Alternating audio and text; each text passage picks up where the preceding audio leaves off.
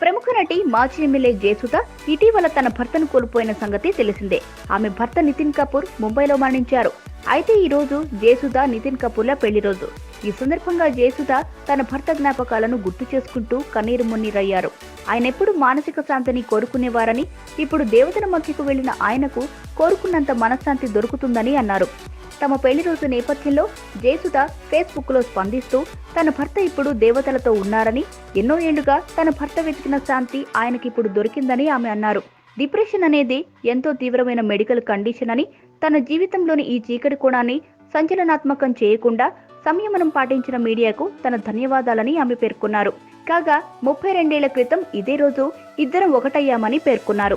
తన భర్త సహచర్యంలో తాను గడిపిన మధుర క్షణాలు తనకు గుర్తుకొస్తున్నాయని అన్నారు. తన భర్త ఎక్కడున్నా తమని కాపాడుతూనే ఉంటారని తనకు తెలుసని అన్నారు. తన భర్త ఆత్మకు శాంతి చేకూరాలని జయసుధ ప్రార్థించారు. తన భర్తను కోల్పోయిన విషాద సమయంలో తనకు తన కుటుంబానికి మద్దతు ప్రకటించిన అందరికీ ధన్యవాదాలు తెలిపారు. ఈ సందర్భంగా ఆమె తన భర్తతో కలిసి దిగిన ఓ ఫోటోను పోస్ట్ చేశారు.